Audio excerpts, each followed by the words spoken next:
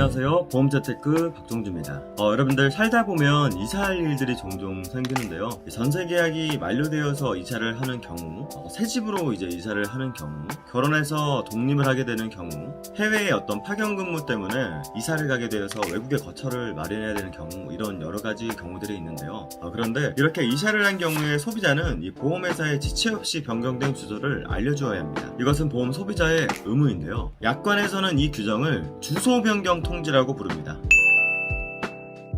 그런데 주소가 변경된 사실을 보험회사에 통지하지 않았다가 나중에 심각한 불이익을 당하는 경우가 종종 있습니다. 고객을 보호할 마음이 있는 보험인이라면 이 규정에 대해서 정확히 알고 고객에게도 충분히 알려주어야 합니다. 이 생명보험이나 손해보험 약관에는 모두 위와 같은 규정이 들어가 있습니다. 주소 또는 연락처가 변경된 경우 보험회사에 알리는 것은 계약자와 보험 수익자의 의무라는 것이 1번의 내용입니다. 이 소비자가 이 의무를 지키지 않았을 경우에 보험회사는 이 소비자의 예전 주소지가 등록이 되어 있을 것입니다. 이때 보험회사가 뭔가 중요한 사실을 이 소비자에게 알려주기 위해서 등기 우편을 보낸다면 당연히 이 소비자는 그 우편물을 받을 수가 없게 되겠죠. 그래도 보험회사는 이 소비자가 등기를 받은 것으로 간주를 하게 됩니다. 즉 우편물이나 이런 중요한 안내장을 수령하지 못하는 것은 이 소비자의 잘못이므로 보험회사는 책임지지 않겠다는 것이 바로 2번에 기록된 내용입니다. 그러다 보니 소비자는 연체한 사실을 모르고 있다가 결국 보험 계약이 해지가 됩니다. 그러고 나서 몇 개월이나 혹은 수년이 지난 시점에서 이 보험을 청구하게 되었을 때 이 보험회사에다가 연락을 했더니 이 계약이 해지된 사실을 그제서야 알게 되는 거죠. 보험회사는 이미 해지된 뒤에 발생한 보험 사고이기 때문에 이 보험금을 지급할 수 없다라고 통보를 할 것이고, 이 소비자는 보험회사가 자기에게 이러한 사실들을 알려주지 않았기 때문에 보험회사에도 책임이 있다라고 이야기를 할 것입니다.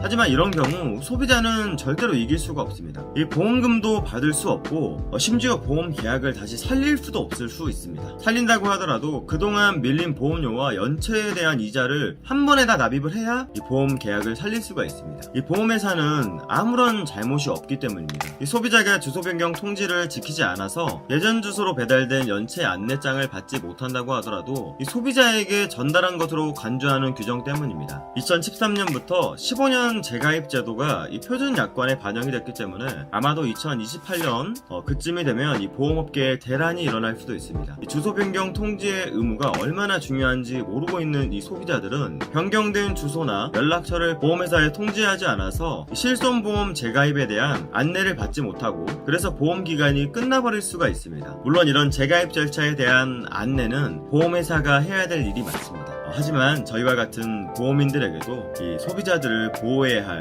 도의적인 책임이 있다는 것입니다. 영상이 도움이 되셨다면 좋아요와 구독 부탁드리겠습니다. 감사합니다.